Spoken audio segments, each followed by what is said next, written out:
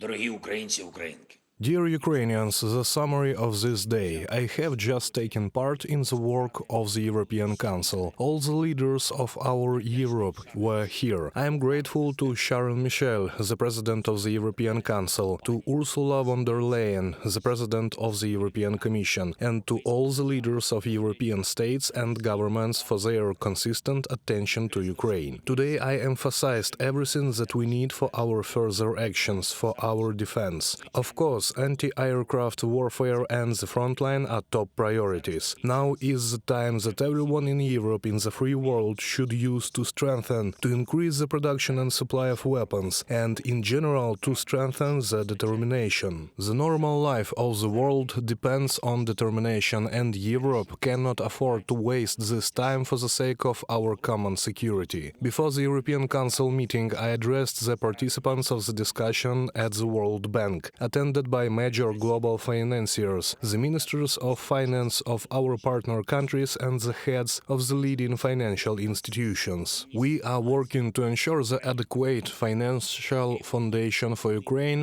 which is essential for its defense against Russian aggression. Defense and reconstruction, social stability, all of this requires funding and long-term support programs. And finally, we need decisive actions to make the frozen Russian assets work for our defense against Russian terror. Today I also talked to NATO Secretary General Jens Stoltenberg. We are preparing for a meeting of the Ukraine-NATO Council on Friday. The agenda is focused on our partnership, on the power of joint action, on how we can work together, really work together to provide more protection for life for all our cities, towns and communities. The allies have shown now in the Middle East what they can really do. They can when there is enough determination. Today, throughout the day, I received reports on the tragedy in Chernihiv following a Russian strike on the city on its residential quarters. Some houses were damaged, a hospital and a hotel were destroyed. There were people under the rubble, a lot of wounded people. As of now, 17 people have been confirmed killed. My condolences to all those who lost their loved ones. The rescue operation on site has continued throughout the day and will continue until we know the fate of everyone who may be under the rubble. I thank every rescuer on the scene, all the medical personnel, all police officers who are helping, the municipal services that are involved, everyone who is saving lives. And I would also like to thank everyone in our armed forces of Ukraine who prepares special operations, especially important operations, crucial operations that destroy the equipment of the Russian army and their combat infrastructure. Today's armed forces of Ukraine have carried out a correct strike against the Occupier in Zelenskyy, targeting the airfield. Thank you, warriors. Thank you for your precision. Thank you, Commander-in-Chief Zelenskyy, for organizing this operation. The Occupier must lose, and each of their losses is Ukraine's strength. Thank you, everyone who fights and works for Ukraine. Thank you, everyone who supports us. Glory to Ukraine.